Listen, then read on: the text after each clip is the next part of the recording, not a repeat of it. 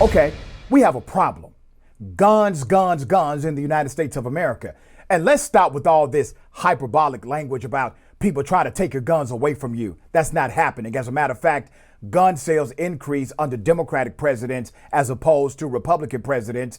It is not about taking guns away from American citizens. True, you have the right to bear arms. Let's talk about that right for a moment.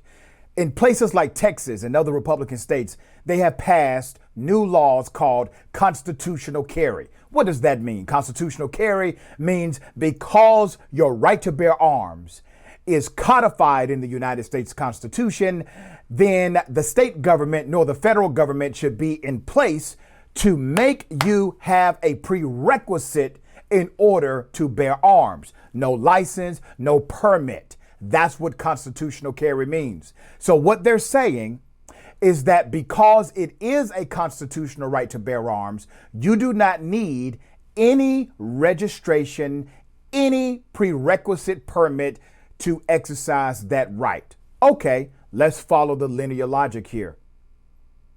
Do you believe the Constitution gives you a right to vote?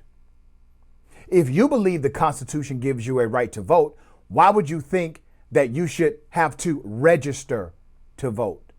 Why do you need to present a government document, an ID, to exercise your right to vote? It seems as if their linear logic makes no sense. They are saying that the government should remove barriers so that you can exercise your right to own a gun, to bear arms, but it should create barriers for you to exercise your right to vote.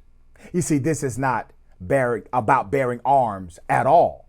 This is about a small minority of power-hungry, money-hungry executives in the NRA and the gun manufacturers that continue to promote them.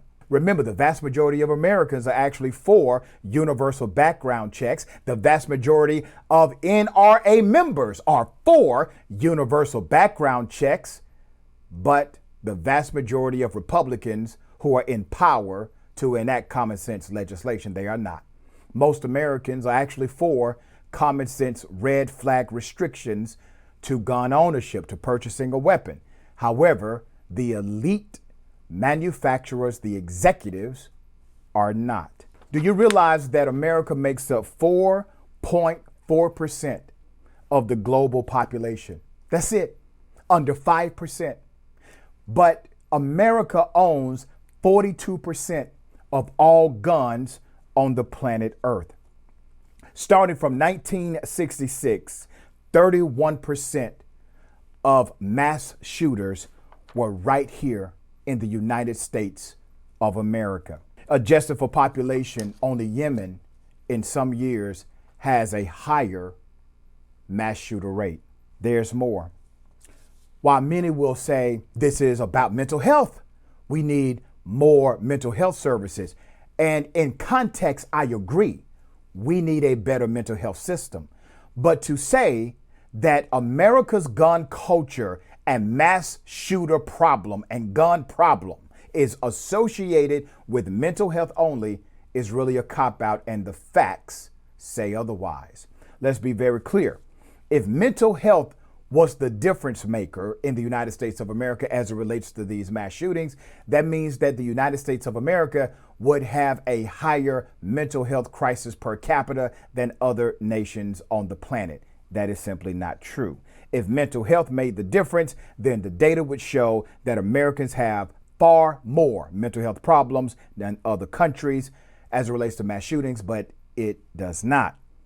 The mental health care spending in the United States of America for the number of mental health care professionals per capita is severely higher than other countries. America, based on a 2015 study, showed that only roughly 4%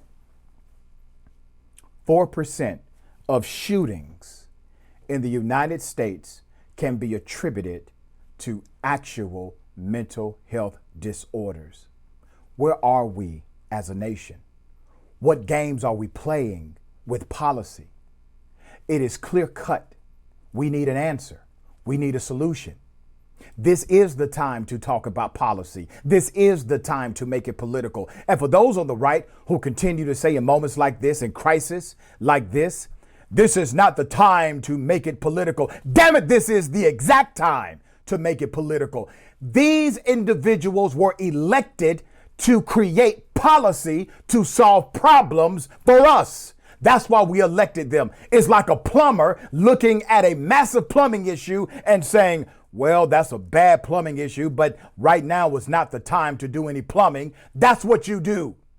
If you are an elected official, you are elected not just to have power, but to have an opportunity to create policy so that solutions and remedy can be available for us. Children are dying because of bad gun policy in this country. Now, either you are going to make a decision to stop playing the game they have put in front of you, or you make a decision to push the policy agenda and step out of the party.